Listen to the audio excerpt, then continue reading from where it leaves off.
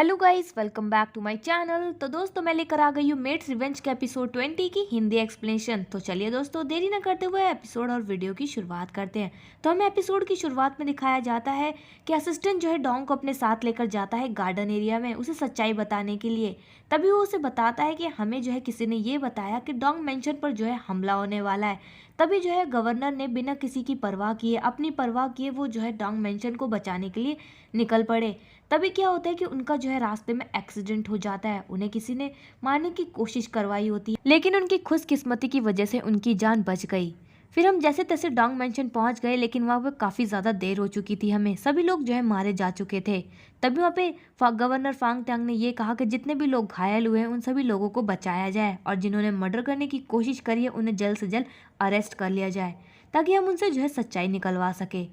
तभी यहाँ पे डोंग जो है काफ़ी ज़्यादा शॉक्ड हो जाती है बात सुनकर। वो बोलती है कि मुझे जो है इस बात पर बिल्कुल भी भरोसा नहीं है, मैं विश्वास नहीं करती आपकी बातों पर। जहाँ पे असिस्टेंट जो है हैरान हो जाता है। वो बोलता है कि आप ऐसा क्यों कह रही हैं। जहाँ पे डोंग बोलती है क्योंकि मैंने अपनी आंखों से देखा था, उसने मेरी आंखों के सामने मेरी नैनी को मारा था। तभी यहाँ पे असिस्टेंट बताता है कि आपकी नैनी जो है आपको मारने वाली थी, और अगर गवर्नर ने उस दिन आपकी नैनी को नहीं मारा होता तो आज आप शायद जिंदा नहीं होती, आप उस दिन मर चुकी होती।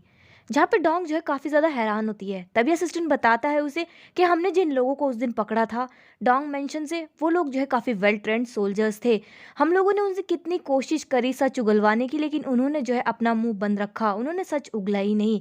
इसीलिए गवर्नर ने सोचा कि क्यों ना उन्हें मार दिया जाए अब, क्योंकि वो हमारे किसी भी काम के नहीं थे। इसीलिए गवर्नर ने उन लोगों को आपके हाथों मरवाया। जहाँ पे डोंग जो है काफ़ी शॉक्ड हो जाती है और अपने हाथों की तरफ देखकर बोलती है कि मेरे हाथों। जहाँ पे असिस्टेंट बताता है कि हाँ, गवर्नर जो है कभी भी इनोसेंट लोगों को ना ही मारते हैं और ना ही किसी के हाथों मरवाते हैं। और वैसे भी ये तो आपकी विश थी ना शुरू से ही कि आप अपनी फादर के किलर्स को अपने हाथों से मारे, इसीलिए गवर्नर ने जो है आपकी वो विश को पूरा किया है। जहाँ पे डोंग जो है अभी भी शॉक्ड में होती है, उसे विश्वास नहीं हो रहा होता है उसकी बातों पर। तभी वहाँ पे बोल रही होती है कि नहीं, मैं इन बातों पे विश्वास नहीं करती हूँ। अगर ऐसा है तो आपका उस लेटर के बारे में क्या कहना है, क्योंकि त्यांग की हैंडराइटिंग को लेकर मैं कभी भी गलत नहीं हो सकती, और वो सील वो तो कभी गलत हो ही नहीं सकती है। जहाँ पे असिस्टेंट बोलता है कि मिस डोंग, मुझे समझ में नहीं आ रहा है कि गवर्नर आप जैसी लड़की को कैसे पसंद कर सकते हैं। आप ज़रा दिमाग लगा के एक बार सोचिए कि गवर्नर किस तरीके के इंसान है। वो इस सिटी के गवर्नर है, वो ऐसी हरकत कभी कर ही नहीं सकते हैं। जहाँ पे डोंग जो है ये सुनने के बाद सोच सोच कर पागल हो रही होती है और कहती है कि ऐसे कैसे हो सकता है, तुम झूठ बोल रहे हो। इसका मतलब ये है कि जिसे मैंने मारने की कसम खाई थी, जिसे मैंने अपना दुश्मन माना था, दरअसल वो मेरा दुश्मन है ही नहीं। तभी वहाँ पे असिस्टेंट कहता है कि मिस डोंग, मुझे आपको जो बताना था मैं आपको सब कुछ बता चुका हूँ। अब आपको इस पे विश्वास करना है या नहीं करना है ये आप पे डिपेंड करता है, मुझे इससे कोई भी लेना देना नहीं है। और मिस डोंग, मैं आपसे एक रिक्वेस्ट करना चाहता हूँ कि प्लीज़ अब आप अपने आप से झूठ बोलना बंद कर दीजिए। तभी वो इतना कहकर वहाँ से जा रहा होता है।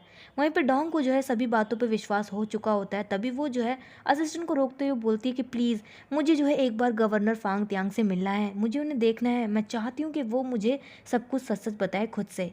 जहाँ पे असिस्टेंट को जो है गुस्सा आता है, वो बोलता है कि अब आपको और क्या जानना है गवर्नर से मिस डोंग, जो भी था मैं सब कुछ बता चुका हूँ आपको। मैं आपसे एक रिक्वेस्ट करता हूँ कि प्लीज़ गवर्नर को जो है छोड़ दीजिए, मैं नहीं चाहता हूँ कि आप जो है फिर से उन्हें हर्ट करें।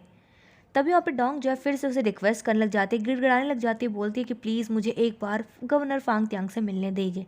तभी वहाँ पे असिस्टेंट बोलता है कि मिस डोंग, सुबह नाश्ते की टेबल पे जो है मिसेस फांग की होने की वजह से मैं आपको एक बात नहीं बता पाया। गवर्नर ने मुझसे कहा था कि अब उनकी शादी होने वाली है तो आप लोग जो हैं आपसे दायरे में रहें, वो नहीं चाहते कि आप उनके करीब आए।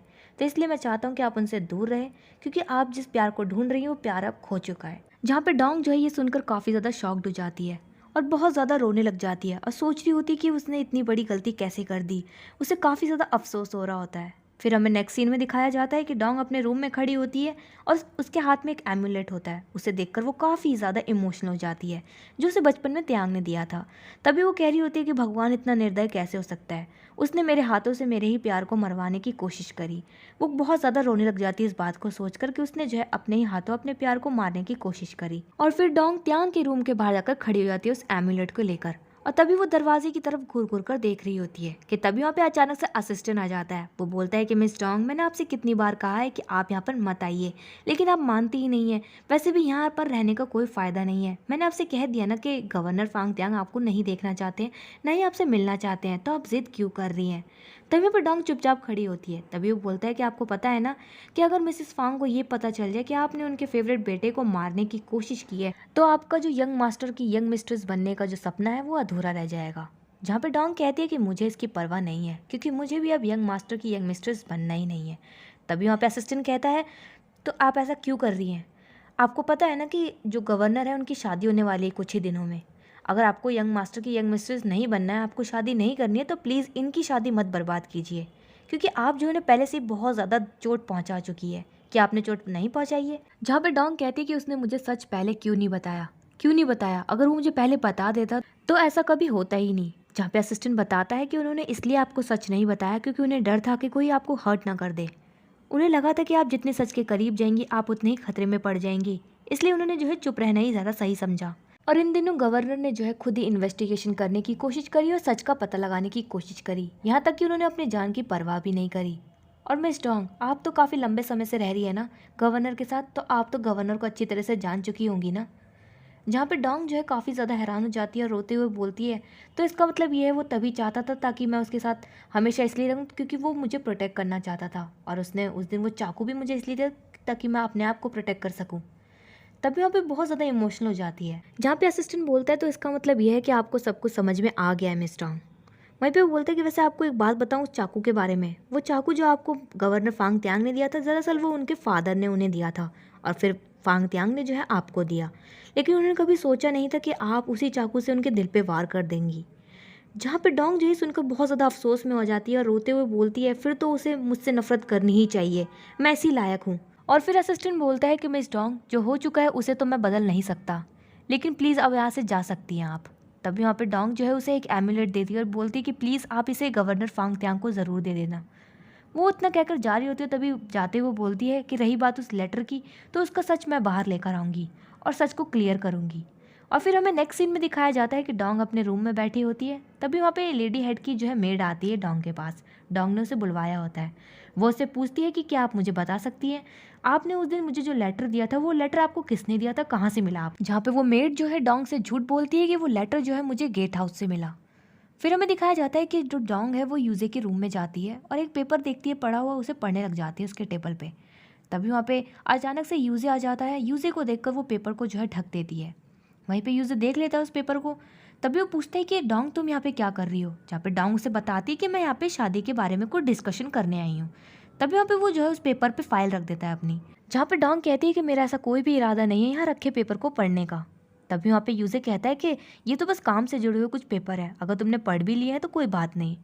फिर हमें नेक्स्ट सीन में दिखाया जाता है कि सभी लोग हॉल में बैठे होते हैं। वहीं पे लेडी हेड काफ़ी ज़्यादा खुश होती है शादी को लेकर। वहीं पे वो मेड जो है ज्वेलरी दिखा रही होती है लेडी हेड को और बोल रही होती है कि काफ़ी दिनों बाद इस घर में शादी वाला माहौल आया है, काफ़ी खुशियाँ हैं, हमें जो है पूरे शहर में ये बात बता देनी चाहिए। तभी वहाँ पे लेडी हेड बोल रही होती है कि हाँ तुमने सही कहा। जहाँ पे डोंग जो है चुपचाप मायूस होकर बैठी होती है। तभी यूजे कहता है कि हमारी वेडिंग ड्रेसेस भी जो है तैयार हो चुकी है, हम कुछ दिनों में जाकर ट्राई करेंगे उन्हें। कि तभी वहाँ पे डोंग जो है हाँ में जवाब देती है। तभी वहाँ पे लेडी हेड बोलती है कि डोंग तुम्हें क्या हुआ है, तुम बहुत बीमार सी लग रही हो, तुम्हारा वेट भी काफ़ी ज़्यादा कम हो गया है, क्या हुआ है तुम्हें डोंग? जहाँ पे डोंग बोलती है कि कुछ भी नहीं, बस गर्मी की वजह से। तभी वहाँ पे लेडी हेड बोलती कि अच्छी बात नहीं है, तुम्हारा वजन ऐसे कम हो गया, तुम इतनी पतली दिख रही हो, तो तुम अपनी वेडिंग ड्रेस में खूबसूरत कैसे दिखोगी?